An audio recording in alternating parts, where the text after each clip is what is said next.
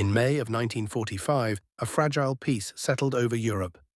The roar of cannons had faded, Hitler was dead, and the Nazi regime had crumbled. American and Russian soldiers, once locked in a desperate struggle against a common enemy, embraced along the Elbe River, their celebration fueled by shared relief and a mix of vodka and whiskey. The world cheered, eager to put the horrors of war behind them. But amidst this joyful chaos, one man remained unsmiling: General George S. Patton. While politicians in Washington and London lauded their Soviet allies, Patton regarded them with a cold, discerning gaze. He saw not allies, but the next formidable adversary, famously declaring, "We have defeated the wrong enemy." This underlying tension was starkly evident at a Russian-hosted victory banquet. It was a lavish affair, brimming with high-ranking generals, their chests adorned with medals, tables laden with caviar, and bottles of vodka flowing freely. The atmosphere was jovial until a Russian general rose, glass in hand, to propose a toast. His eyes met Patton's, intending a moment of camaraderie and peace. Patton, however, did not drink. Instead, he rose, confronting the Russian general with an insult so audacious, so raw, that the translator hesitated to repeat it. This is the story of that toast, a moment when Patton, with chilling foresight, seemed to predict the coming Cold War and how his deep distrust of the Soviets nearly reignited a global conflict. To grasp the magnitude of Patton's insult, one must understand the intricate dynamics of 1945. For 4 arduous years, America and Russia had been united by necessity, never true friends, but rather uneasy partners against Nazi Germany. As the German war machine faltered, the American forces pushing from the west met the Red Army advancing from the east along the Elbe River. Superficially, it was a joyous reunion, but beneath the surface, a palpable tension simmered.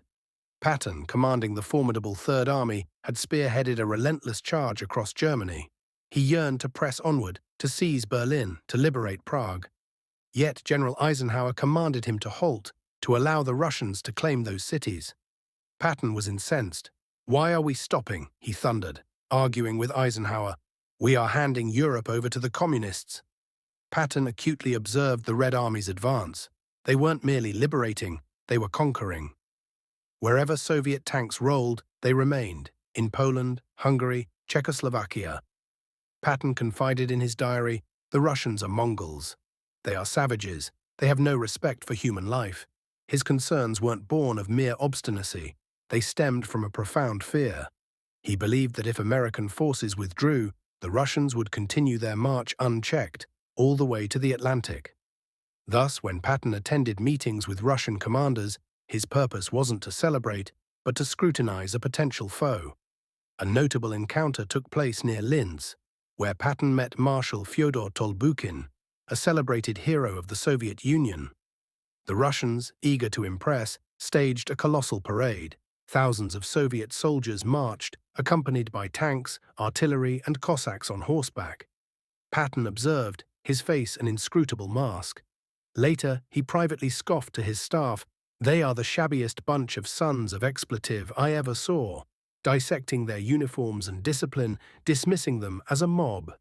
Yet he also acknowledged their formidable toughness, recognizing their inherent danger. "I can beat them," he informed his officers, "but I have to do it now before they get stronger." Following the parade, a lunch commenced, a customary Russian affair filled with abundant drinking and toasts. To Stalin, Roosevelt, the army, each accompanied by a shot of vodka. Patton, a whiskey man, reluctantly participated for a time, enduring the veneer of politeness. The Russian generals smiled, but their eyes betrayed a coldness.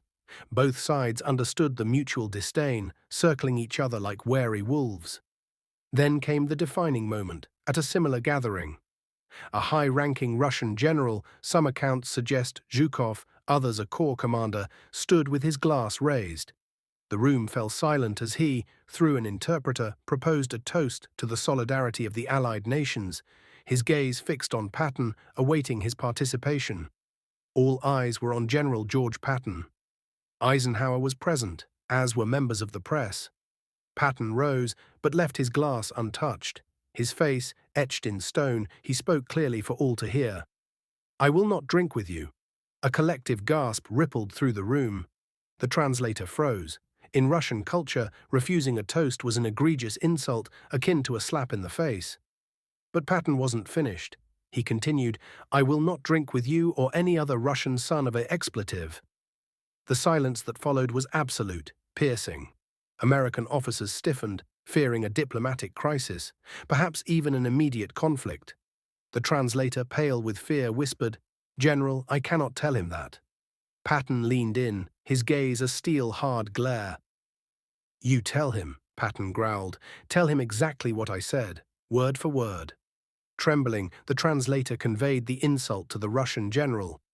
"General Patton says he will not drink with you because you are a son of an expletive." The Americans held their breath, braced for an explosion, for the Russian general to reach for a weapon. Yet a strange thing happened.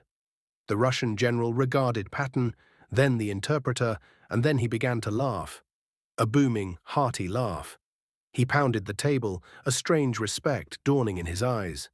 He responded, "Tell General Patton that I think he is a son of the expletive too." A faint smile touched Patton's lips as he heard the translation. The suffocating tension broke. Patton picked up his glass. "All right," he declared, "now that we understand each other, I will drink to that." They drank, one son of a expletive to another. The story of that toast quickly became legend among the troops.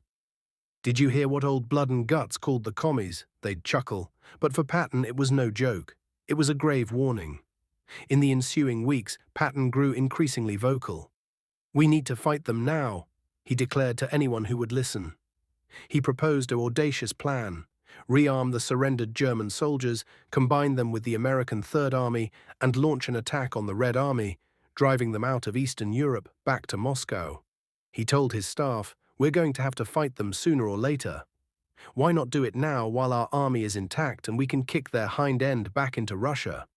He wrote to his wife, "I believe that by taking a strong stand, we can save the world from a tyranny worse than Hitler." But his pleas fell on deaf ears. The world was weary of war. The American public yearned for their sons to return home. Politicians sought peace.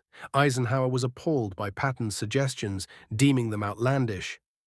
"George, stop talking like that," Eisenhower cautioned him. "The Russians are our allies." Patton shook his head. He told Eisenhower, "Ike, I hate to say this, but if you don't fight them now, you will be fighting them for the next 50 years, and you will lose far more lives." Patton's outspokenness and his blunt refusal to treat the Russians as friends made him a dangerous figure.